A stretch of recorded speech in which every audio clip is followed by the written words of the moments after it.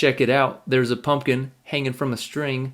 Let's say this pumpkin has a mass of 10 kilograms. It's a big, fatty pumpkin. Are there any forces on this pumpkin? Yeah, probably. If it's near the surface of the earth, you're going to have a downwards force of gravity. We know how to find that. That's easy. It's just m times g. So this would be 10 kilograms times 9.8 meters per second squared, which just gives you 98 newtons of gravitational force straight down. Are there any other forces on the pumpkin? Some people say, no, that's it. There's just gravity. But that makes no sense. If there was an unbalanced force down, this pumpkin would start accelerating downwards. There's got to be a force, and that force is the force exerted by this string. We give forces exerted by strings or ropes or chains or cables or cords a special name. We call it the force of tension. So this tension force is the force upward. So does tension have a nice, neat formula like the force of gravity does?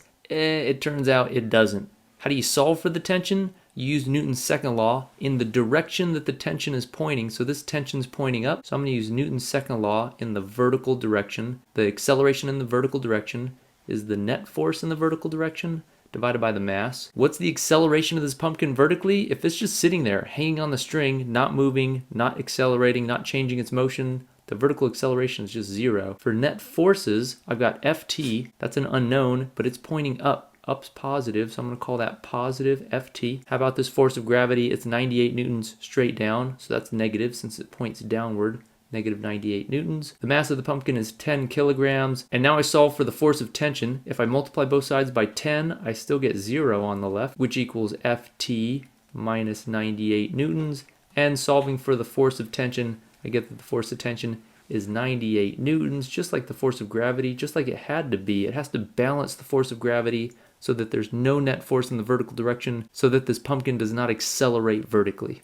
But that problem was kind of easy. You probably could have done it without my help. Let's look at a hard one. Let's get rid of this. Let's say a 10 kilogram pumpkin, same dude, is getting pulled by a rope at an angle of 30 degrees, which causes the pumpkin to accelerate straight to the right across a frictionless surface with a constant acceleration of 3 meters per second squared. In other words, you're pulling on this rope and it's causing this pumpkin to accelerate to the right across this table, which somehow is magically frictionless, just so we don't have to worry about friction yet. And the question, I haven't asked a question yet. The question I want to ask, what is the tension required in this rope? This one's definitely harder. People get freaked out. For one, this string's at an angle. What the heck are we going to do? People are like, I don't know what to do, but nonsense. You know what to do? First thing you always do, draw a free body diagram, a force diagram. So what forces are on this pumpkin? You've got gravity. Gravity's always there. How big is the force of gravity? It's always m times g. So the force of gravity's still just going to be 98 newtons straight down. What are the other forces on this pumpkin?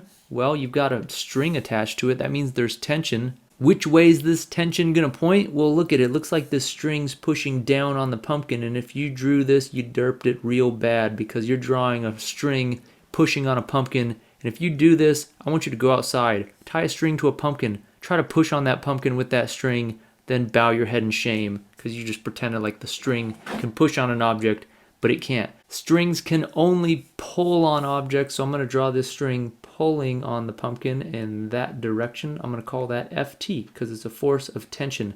Are there any other forces on this pumpkin? You might think no. There's no friction because it's a frictionless surface. What other force could there be? I can think of one. This pumpkin's touching the surface, and whenever two surfaces touch, there's a potential normal force. So I'm going to include that. This table's potentially still pushing up on this pumpkin. Probably is. I'm going to draw Fn right here. I don't know how big Fn's going to be, so I'll just make it that big. All right, so we got our force diagram, but now what do? You know what to do. We do Newton's second law for one of the directions. You got to pick one direction at a time. Which direction should we pick, X or Y? It's confusing. People freak out. They're like, oh my goodness. This tension has both a vertical component and a horizontal component. It has components in both directions. How do I pick a direction? Well, there's only two. If you pick one that's a poor choice and it doesn't work out, you just move on to the other one and you solve it. So it's not a big deal even if you choose the wrong direction. Let's just pick one randomly. I'm going to pick one randomly. Y direction. Here we go. What's the acceleration in the vertical direction? You might think, 3 meters per second squared. Nope. You got to read this carefully. This pumpkin's accelerating to the right. with 3 meters per second squared. Vertically, what's the acceleration? That's not moving vertically at all. It has no motion vertically, so this acceleration is just 0. Equals. All right, what are my forces in the y direction? One force is the normal force, straight upward. I make that positive because it points up. I've got gravity straight down. That's another vertical force. So I've got to include all the vertical forces here. So minus 98 newtons straight down. Any other vertical forces? You might say, no, I've got normal and gravity, but I can see one more. This tension, even though it's not completely vertical, part of it is vertical. This part right here that points upward, this component of the tension is vertical. I need to include that over here in this sum of the forces equation, which means I have to break this tension up into components. But how do I break this into components when I don't even know what the tension is? Well, that's okay. We call this hypotenuse the tension, Ft. That's the total tension. And I break it up into a component that's horizontal and a component that's vertical. So the horizontal component goes right, the vertical component goes up, because this force of tension goes up and to the right. But this diagram is kind of cramped over here. So I want you to notice something. This angle here of this force and its components is the same angle as this angle over here between the physical string and the x and y directions. So what I'm going to do, I'm just going to draw the force of tension right here really big, like that. That's my F sub t. And I'm going to say that the horizontal part would be this piece, and the vertical part would be that piece. But don't get confused. I'm not claiming that the length of the string is equal to the force of tension. I'm just saying the force of tension lies in the same direction as the string. So that means that this triangle here is going to be similar to this triangle over here. It's going to have the same angle and proportions of sides. So over here I can say that F sub t in the y direction is going to be equal to, well, let's figure it out. I know sine of 30 degrees has to be the opposite, that's my FTY, divided by the hypotenuse, and the hypotenuse is this FT, this total tension force. So if I solve for FTY by multiplying both sides by FT, I get that FTY is FT times sine of 30 degrees. That means this vertical piece right there is going to be Ft sine 30. So I'll just plug that in right here because it's a vertical force and it's upward, so I make it positive. Positive Ft, and Ft stands for the total tension force, times sine of 30 degrees. And I have to divide by the mass, and the mass is 10 kilograms, but I got a problem. I don't know the normal force, and I don't know the tension force. I've got two unknowns and one equation. That means I can't solve. This means we chose poorly. I should not have started with the y direction. There were too many unknowns in here, and I can't solve. Even if I multiply both sides by 10, I'd get 0 equals Fn minus 98 plus Ft sine 30. Two unknowns means that I can't solve. So what do? You know what to do. Just choose the other direction. We chose y. It didn't work. I'm going to choose x.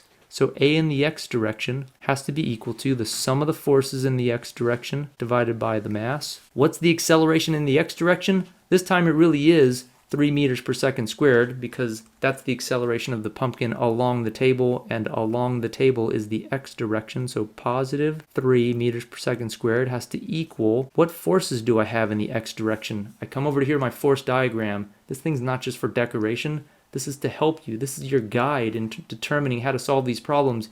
You come over to here, you ask, what horizontal forces did I have? Well, Fn's not horizontal, Fg's not horizontal. The only horizontal piece that you have is this horizontal piece of the tension. How big would that be? That would be this piece over here. That's Ftx, and you can go through the same calculation. Sine 30 was opposite over hypotenuse.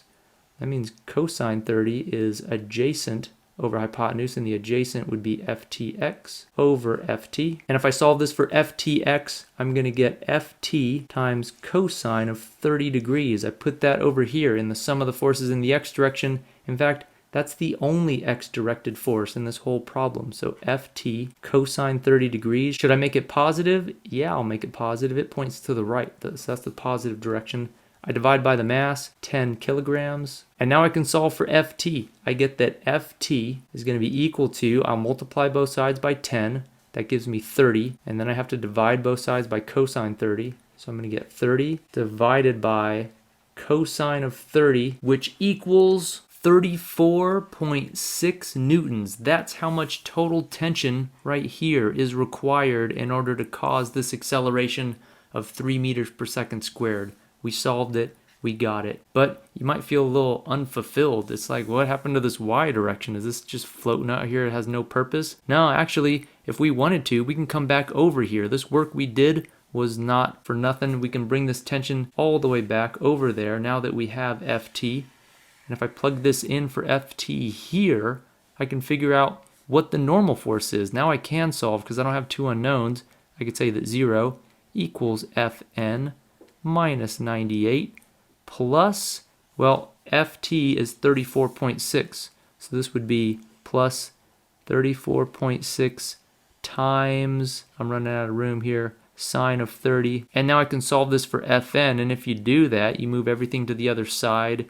You add 98 to both sides. Then you subtract this term from both sides. You'll end up getting that the normal force is equal to 80.7 newtons. So now we know the tension force and the normal force. We totally figured out this whole problem. Just notice something really quick though. The normal force is less than the force of gravity, and that makes sense. The force of gravity was 98 newtons. The normal force oftentimes is equal to mg. Here it's less than mg, and it's less than mg because this tension had a component that pointed upward. So this tension was helping out the normal force. We know that this component of the tension plus this component of the normal force had to add up to the force of gravity because the forces in the vertical direction are balanced. There's no acceleration. So these two forces up here had to add up to this force down. Since normal force has a helper, it doesn't have to exert as much force because they can team up in equal gravity. So long story short, when you're going to solve for tension that's in a diagonal angle, just pick a direction. If you can't solve in that direction, choose the other direction. Most likely you'll be able to solve in that case.